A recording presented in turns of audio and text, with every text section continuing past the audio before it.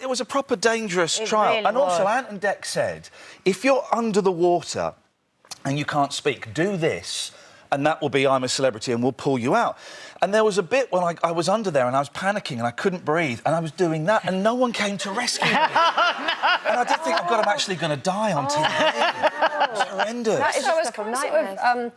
Surprised because, you know, obviously you're a big guy and you're quite outspoken in your career and stuff. So it was quite a surprise to see you that fragile, actually. But when you went back into the camp, it really turned around for you, because actually the behaviour of some of the others who were a little bit alpha male towards you, I think, you know, people were very sympathetic. There was a nice mixture. That was like day 3, so the excitement of me kind of going in had worn off, and you really do buy into that whole thing of I want to do this and do this to the best of my ability, and I did. You know, that was the best I could do in that trial. And I went back thinking, right, I'm not going to cry, I'm not going to cry, and of course I couldn't do it. I knew you were going to cry. Yeah, I knew I was as well. I'm a big blubber.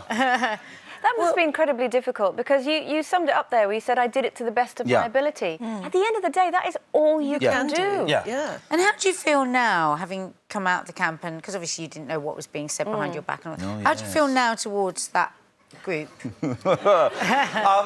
Listen, because when I came out and there were all these stories of bullying, I don't class it as bullying, OK? Because bullying is a really, really big word to bandy around, and I think, you know, people being slightly mean to me behind my back, I don't call that bullying. I agree.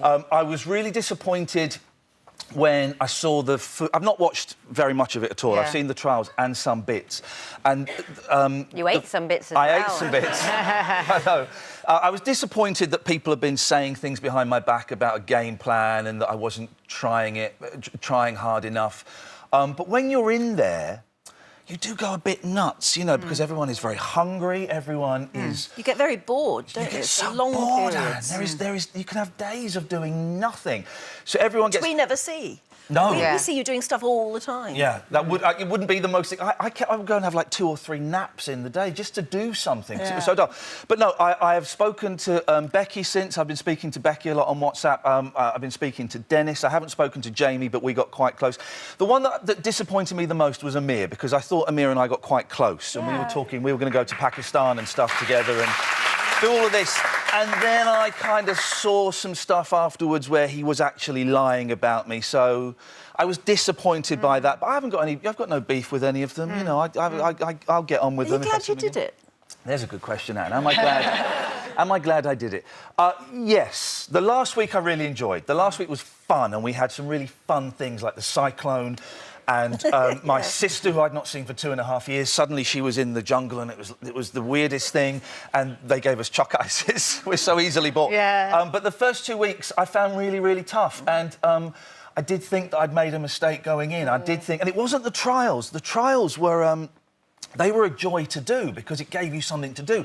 It was that thing, I'm really socially awkward, you know, and I like being on my own and reading books and playing video games. Also, you've talked about your mental health, and it sounds to me, you know, when you meditate and you've found what works for you to keep you sort of safe and well. And I imagine that must have been terribly difficult to have that all, like, turned upside down and still say... Yeah, it was horrendous. I have talked about it a lot, and, you know, I had a chat with you see a show psychiatrist before you go in. I saw my psychiatrist before I went in. Is that a regular thing that you... Well, I see him maybe a couple of times a year, but I wanted to chat to him about the ramifications of possibly doing it. I'm on medication, you know, which I'm kind of hoping to cut down in the new year. So I was as strong as I felt I could be. It's so nice, actually, to hear a bloke just being honest, openly... Well, it really is. And not feeling that there's any, you know, shame Well, in I do it, still feel a little bit embarrassed talking about it. Yeah. I do, because... My husband says that. He's talked openly about it in antidepressants. But I'm glad there is always this fear that people are then going to judge him for everything he does through that. Yeah, and I came out and I saw the headlines, tragic comic, you know, and it was strange. But that's their fault for printing that rubbish, not you. You're the one who's brave for saying this. It's so important. And you're right, and it is. And you know, in the last... I do a radio show on Talk Radio, and that's kind of why I went in, was to tell people about this radio show. And in the last 6 months, we've had at least 2 people kind of connected with the show. 2 men have killed themselves, who've taken their own lives.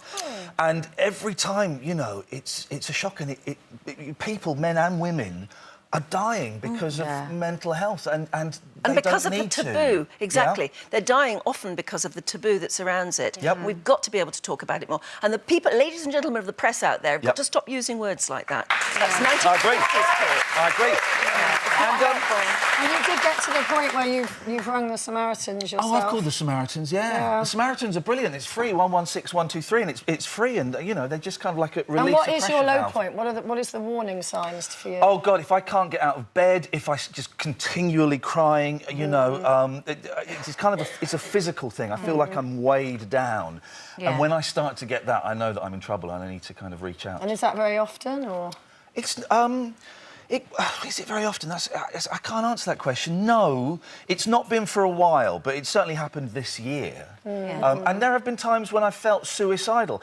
And there is a difference between feeling suicidal and then actually going on to do it. There's but there is that hopelessness of thinking, God, everyone in my life would be so much better if I wasn't here. And my husband says that being on antidepressants doesn't stop it. It just removes you a bit, so you're sort of looking at it. Yeah, it does. There's some very... Yeah, there's some odd side effects with antidepressants as well, which I won't go into on a family show.